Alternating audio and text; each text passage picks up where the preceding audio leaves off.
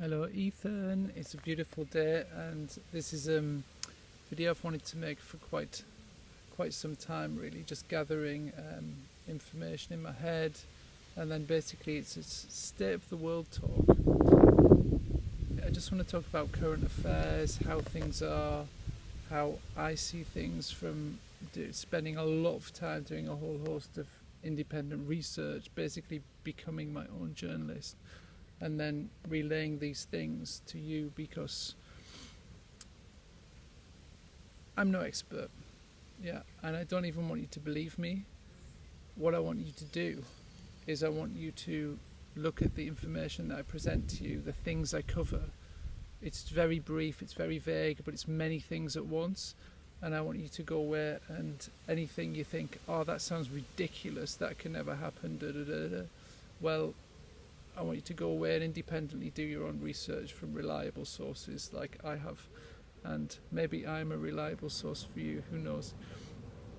But regardless, you're going to see this in the very distant future, I imagine, and when you do see it, how old will you be, and are you receptive to these things that I'm going to cover? I can't imagine the person you'll be when you see this video or when you see any of these videos, but regardless, I'll be immensely proud of you, whoever you flourish into being and embody. So this is about the state of the world, and the title effectively of all of this is the corporate takeover of nation states by the globalist amalgam. So the globalists acting, a set of people acting with impunity beyond the laws of a country, basically imposing their will and agenda upon people within all the countries of the world, or at least trying to impose it within all the countries of the world. As we'll find out, some countries don't comply and, well, we get in trouble. You know, Libya, Iraq, didn't go too well, now Russia. Yeah, so that's the state of affairs really. So the World Economic Forum and their 2030 agenda, that's basically being rolled out right now. The World Economic Forum is headed up by Klaus Schwab, who's an economist really, but it looks like he's pulling the strings and being with input from Yuval Noah Harari. So it's basically we're heading towards a technocratic, top-down, Orwellian style society, and it's really turning into, I mean, you can see the pieces of this 1984 style dystopian nightmare coming to fruition, and it's surely up to the people to not comply and effectively take the power back, as the revolutionary class have done throughout history. You know, it's the pivots of scale of good and evil, of light and dark, of God and Satan, of yin and yang.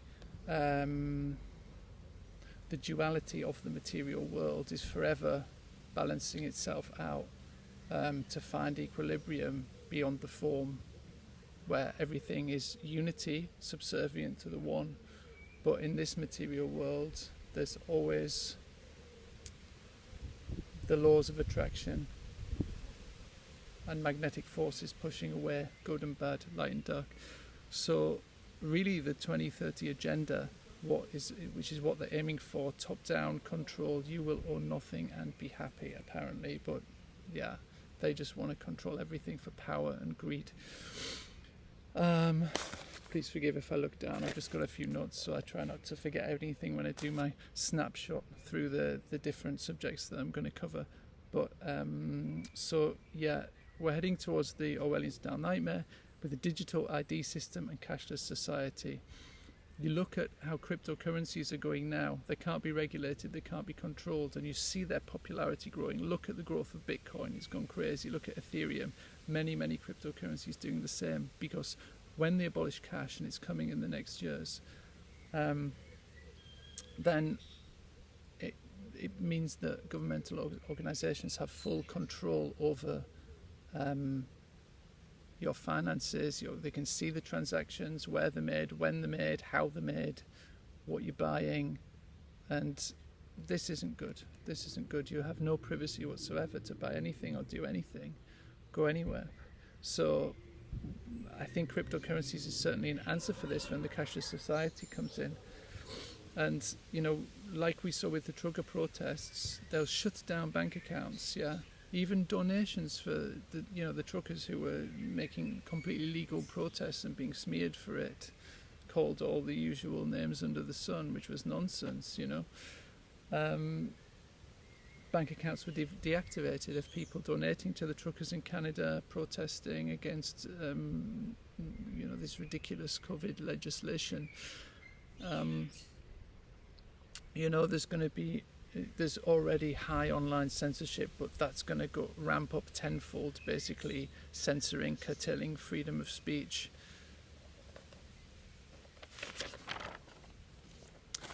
And of course, there's the pandemic scandal. This was basically the biggest, most crafted crime in world history from what we can see now,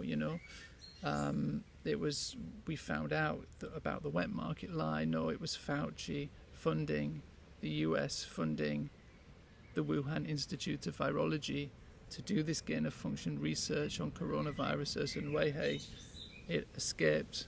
Maybe it was intentionally released, maybe it wasn't, but who knows. But I mean, there would be a lot of benefits for those who benefited from the pandemic for releasing it. Problem, solution. Problem, you create a problem. There's a pandemic, everyone's scared, drive fear. Along come the vaccines. That's the solution, the silver bullet, perfect, safe and effective, etc., etc. The vaccine scandal, that was... So many people went along with it, and why wouldn't you? Because the fear was so high and the corruption was so high, and it was elaborately constructed. A lot of people could feel that something wasn't right and didn't comply. I was one of them. Luckily, I think nobody regrets not getting the vaccines, but a lot of people regret getting the vaccines, that's for sure.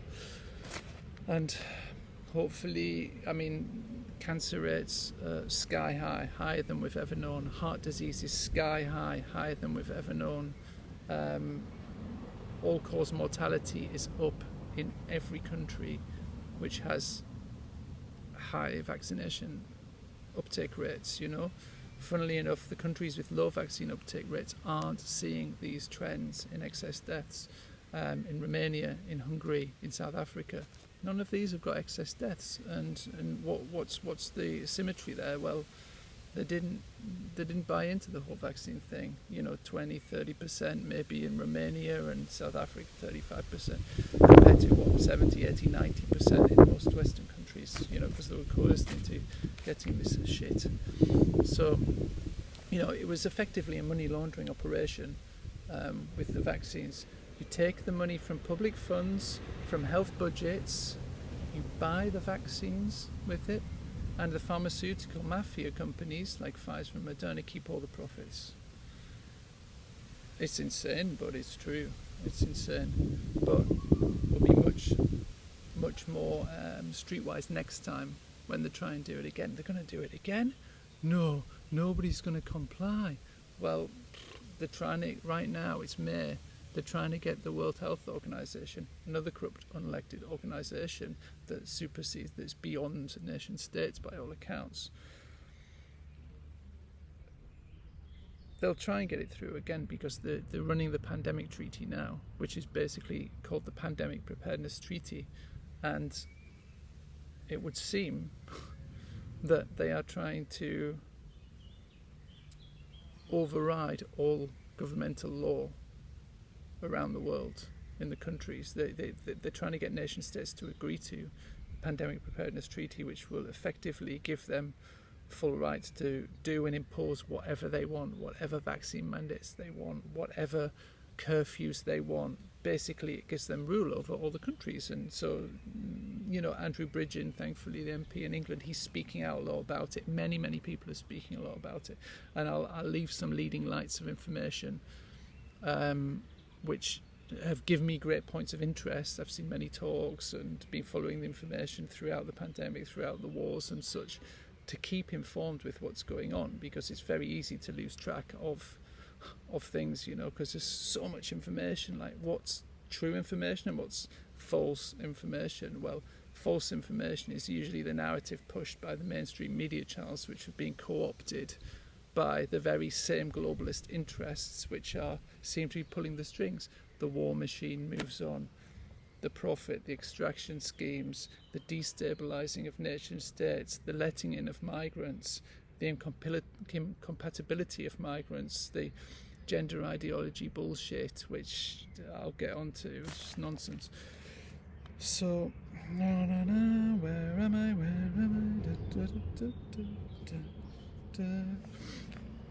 I've talked about the Pandemic Preparedness Treaty, but they were really trialling the QR code and the vaccine passes for digital ID compliance last time. I think they're going to ramp that up tenfold next time, and I think it's up to everyone to really club together. I mean, when this happens again, I think those who are still fast asleep, everyone who's not sleeping needs to shout this from the rooftops unequivocally. There has to be a wide rejection of mask wearing, which we know can increase CO2 levels and cause damage, and there's no science on masking. There's no science on any of it, actually. The Pfizer studies, the Pfizer documents, they were so flawed. They saw so many warning signals. They had so many adverse reactions, yet they just ploughed on with the plan to extract billions from the people at the expense of people's lives, at the expense of people's health. Look at the vaccine adverse events reporting system and the yellow card system in the UK, in the USA, in all countries. They're tenfold adverse reactions, 100-fold adverse reactions compared to drugs in the past which have been pulled for, I can't remember the data, but there was like one vaccine pulled which was like 1 in 30,000 causing Guillain-Barré syndrome, and these were like the very best outcome is 1 in 800 have adverse reactions, but we know in certain batches it was way higher than that. And the mRNA technology, as Dr. Robert Malone said from day one when the pandemic, he said do not give mRNA for this. You can't treat a virus with it. It's absolutely useless. So the lies went on and on and on, and protect your granny, and the virus stops and it can't be transmitted from this point when you take the vaccine. We know that's bullshit. It did nothing. Natural immunity throughout our bodies have developed to fight off viruses. Natural immunity is what we want. Day one when the pandemic started, I said, okay, what's the chance I'm going to die from this? And then I'm going 0.3%. I'll take my chances with 0.3%. That's not the whole population. In fact, the average age of death from COVID was like 84, which is higher than the average life expectancy. So the people who died with COVID, perhaps not of COVID, sure some people died of COVID, but probably equally the amount, people died of the flu. But mysteriously, the flu figures weren't really counted when COVID was going on. So maybe they were just added to COVID deaths. I remember the NHS huge field hospital set up in London. It was this huge warehouse, I believe.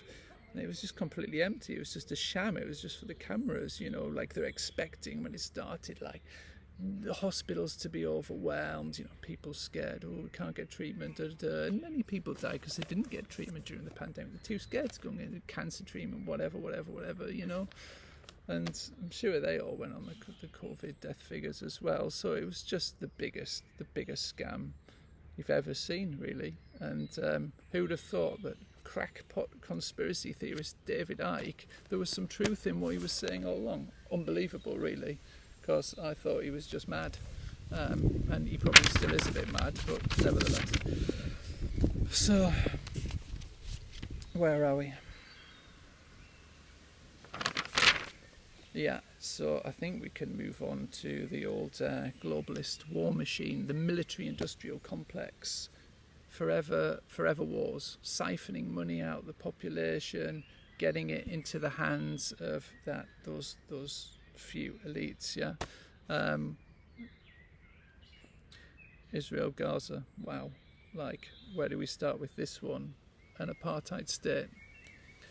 The Israelis are basically creating a Holocaust for the people of Palestine, displacing 1.8 million people, slaughtering 15,000 children to death, on the proviso that we must eradicate Hamas. Well, let me tell you, for every one Hamas member you kill by bombing a civilian population, you create 100 more around the world. So it's bullshit.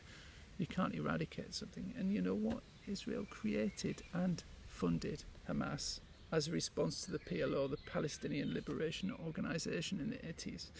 So, I mean, the whole thing is just ridiculous. It's ethnic cleansing. Basically, they want to redevelop Gaza into some kind of new Dubai.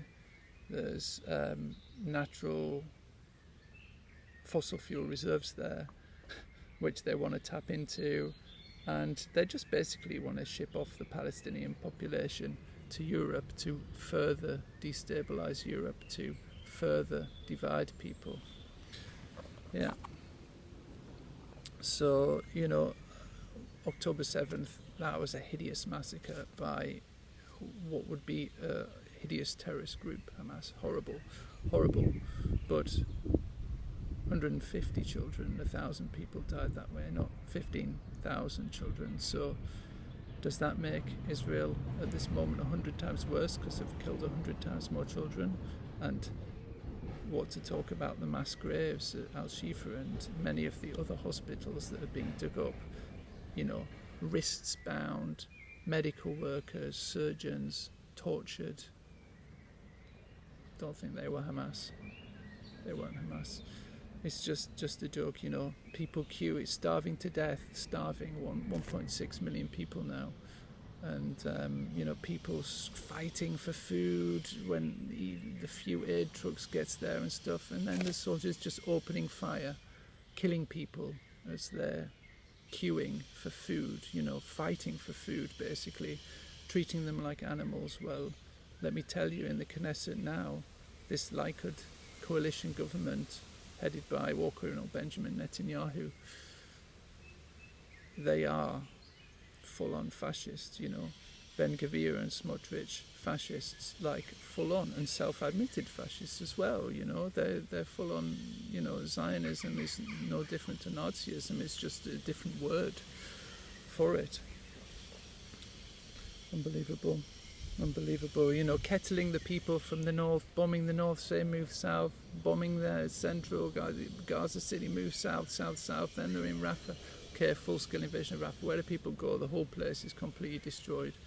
People, they're describing them even like the Nazis were describing Jewish people way back, disgusting, to call them like animals and dehumanizing them. That is exactly the rhetoric of this fascist Israeli government towards these Palestinian people, these women, children, Sure, there's some bad Hamas terrorists, but there's 100-fold worse Israeli terrorists.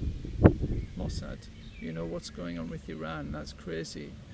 You blow up the embassy in Damascus, in Syria. You blow up the Iranian embassy and kill, who was it, one of the generals, and now a suspicious helicopter accident in the last days. The Iranian president killed, that seems a little bit strange timing, and Iran's show force in response to the Damascus embassy bombing was a very light attack on Israel using a wide array of old weapons and third-rate drones. And they penetrated some of the the most heavily fortified areas, non-civilian areas and encampments within Israel. They penetrated very, very well beyond the Iron Dome. They overwhelmed it. So it was a great show of force from from Iran. Now I don't back Iran at all. I don't have any allegiance to anyone. I have absolutely no allegiance to anyone. USA, Russia, Ukraine, Israel, Palestine. I don't care about any of it. I have no allegiance, no favoritism whatsoever. But what I do care about is when it's clear one person is oppressing the other people. They're killing them. They're torturing them. That's not right. So I'll always stand on the side of the oppressed. Throughout history, I'll stand on the side of the Indians against the British during their oppressive rule.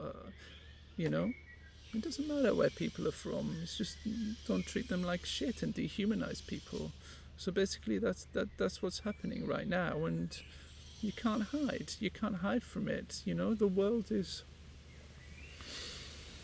world is watching. You can't hide these crimes in this digital age because there's cameras everywhere. Everyone sees everything, and look at the movements that are growing in all the universities across America and now the UK.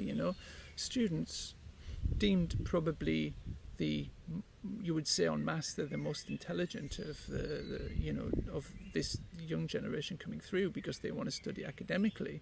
Well, they're smart. They see what's going on, and they're making their voices heard, and all power to them, and stand strong against these the police forces that have been bought out by the Zionist lobbyists.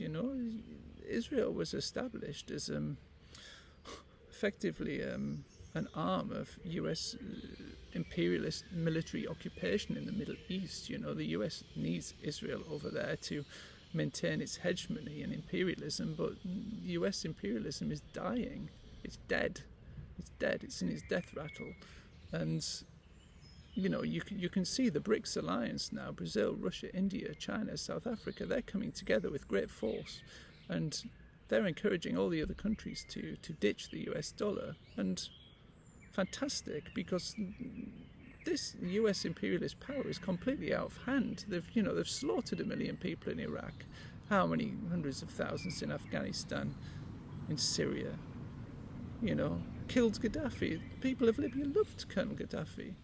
They absolutely loved him. They had an amazing quality of life, and their country was destroyed, and many other countries have been destroyed, and they want to destroy Iran as well, but they won't destroy Iran because Russia are backing Iran all the way, so they can't do fuck all about Iran. So it's just over, basically.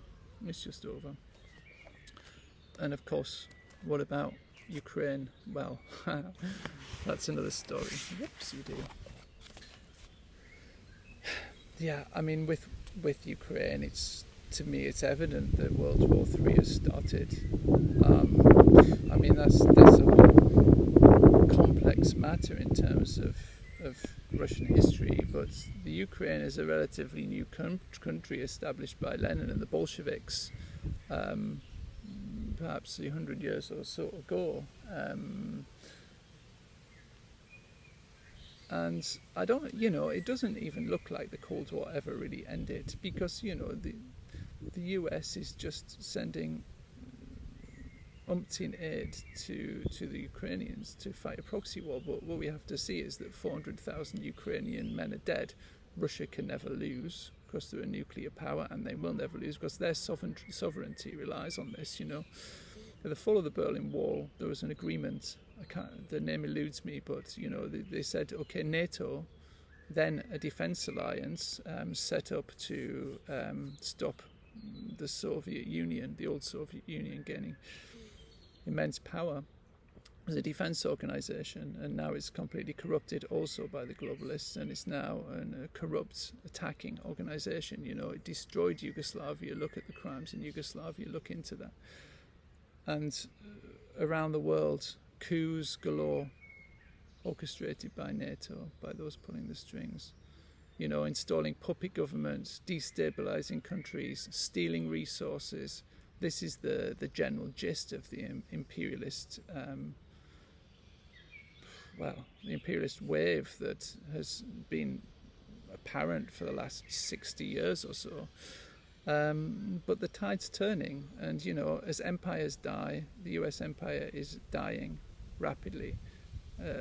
They don't just roll over and die quietly. No, they put up a fight. So, effectively, I can't see any other way, but I mean, they're not announcing it yet, but it's effectively World War III. NATO are threatening to send troops because 400,000 Ukrainian men are dead. There's no more reserves. Who's gonna be on the front line?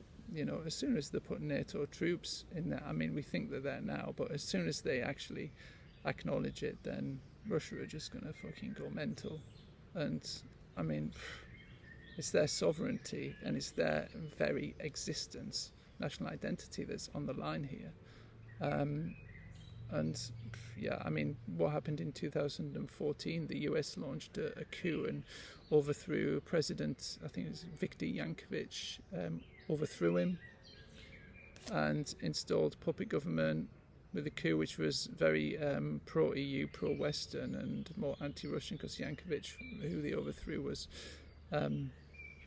more pro-Russian, and they didn't like this. But, you know, ever since the fall of the Berlin Wall, NATO have been swallowing and encroaching upon countries all over the place. Finland's on the borders of Russia, now a member of NATO. Well, tell me what happened in Cuba when the Russians threatened to use Cuban land to put the missiles in the 60s. Well, you know, the US didn't stand for it and wouldn't stand for it, so why should Russia stand for having US bases and intelligence in Ukraine and, you know, in Finland? It's, you know, it's a massive security threat for Russia, and especially when you're breaking these promises, these agreements, you know. You know, it's just lies after lies after lies, and nobody believes anything coming out, anything remotely linked to the US and the Israel lobby anymore. It's just pure lies and corruption. So, yeah, and then, you know, also just know that large parts of the Ukrainian army are neo-Nazi militia. You know, look up Azov Battalion, other factions. You know, they're basically where our governments are sending taxpayers' money to fund large groups of neo-Nazis to fight against the Russian. Like, what the fuck? No, nobody agrees to this. No chance. No chance. So, this is the global war machine, you know. This is the global war machine. What can we do? What can we do? So, a few more points as part of the agenda. The carbon climate crisis. Yeah, that is being exploited as well, believe it or not. Global warming is a threat. There'll be no oil by 2020. The world's going to be burning down by 2020. No, it's all blown out of proportion. Sure, there's environmental damage from environmental factors and stresses and industry, but it's not like they make it out to be. They just want to tax the people. Carbon credits, a future with top-down tax control, mass compliance, the building of 15-minute cities where everything is just conveniently there for you. The destruction of the ownerships of private vehicles, that's potentially something for the future. There's linked to it. The reduction in freedom of movement of people and air travel, you know, based on the climate, I'm not going to say hoax, but it's the climate exploitation theory. You know, the migration crisis, you know, we see a massive influx in the UK, but the US, the southern border's open, there's people flooding in, you know, it's widely documented. Why? They've been given houses, and, you know, and in the UK there's a lot of 25 to 30-year-old fighting age men, 25 to 35. They say maybe they've been trained by NATO and they're putting them in hotels, and there's huge hotel complexes full of men, no women, no children, and you wonder why. Is it for the next pandemic? Is it when a crisis breaks out they're going to be there and trained and ready to control the people because they know the people aren't going to stand for it this time? Makes you wonder. Really makes you wonder. I mean, yeah, it just, the more you look into these subjects, the more it looks like the whole thing's being engineered. And then when you go on the WEF website, you know, the 2030 agenda is written down. They're not hiding anything. You know, it's all in plain view. So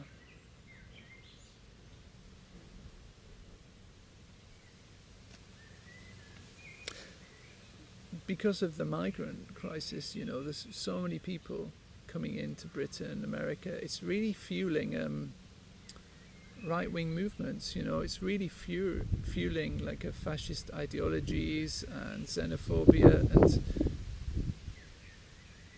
I think it really is orchestrated to keep mass populations divided, because if people are both in fear and divided, they can't get together, they have no power. You know, when people of all backgrounds come together and realise that the common threat is beyond themselves and they can see the threat that's inside, then changes happen.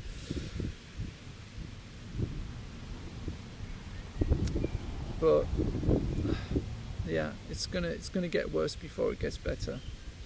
That's absolutely for sure.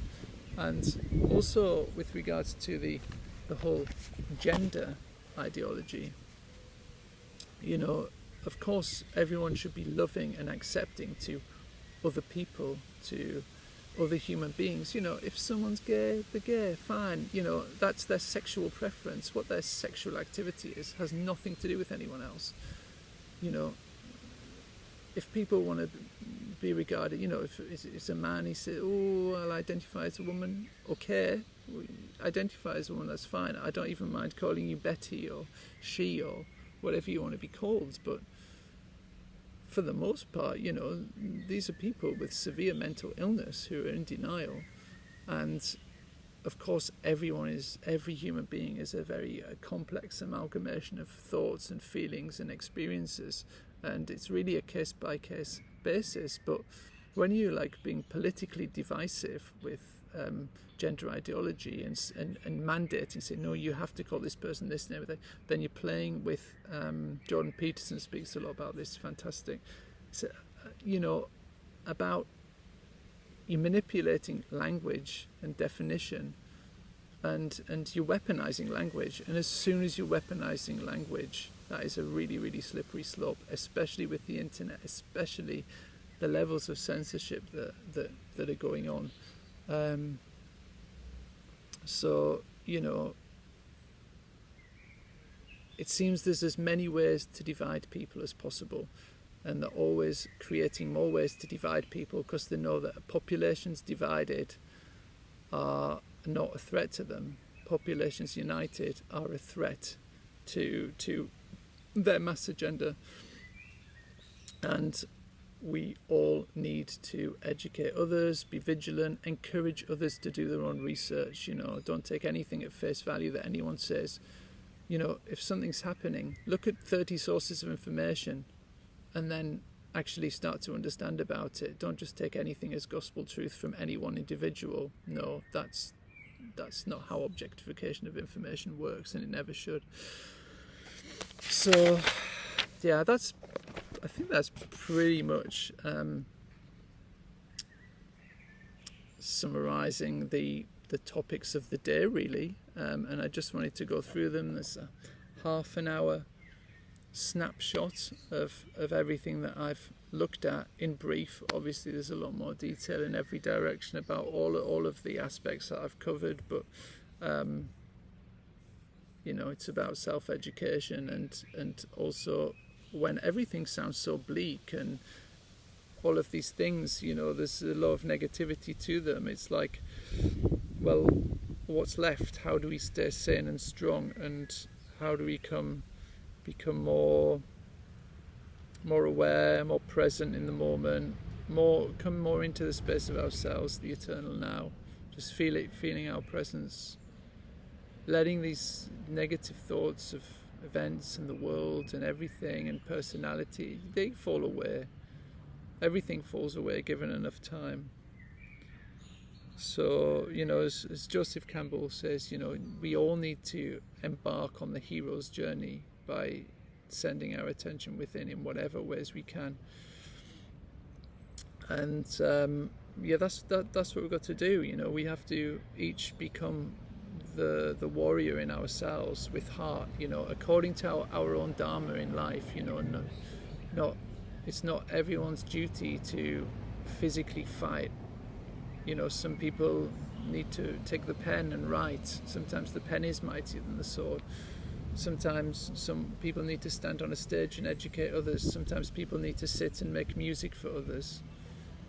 Everyone has their own role, and I think, you know, by letting the negativities drop away, coming more into the space of ourselves, spending more time there, we can kind of listen to our intuitive calling about where we each as individuals need to head to in life, which direction we're going to take, and really aim for that. Really try and, you know, there'll be some meandering, but really try and orienteer ourselves into the direction where we know is intuitively going to maximize our potential in life and in love, really, and that's all that matters. That's all that matters.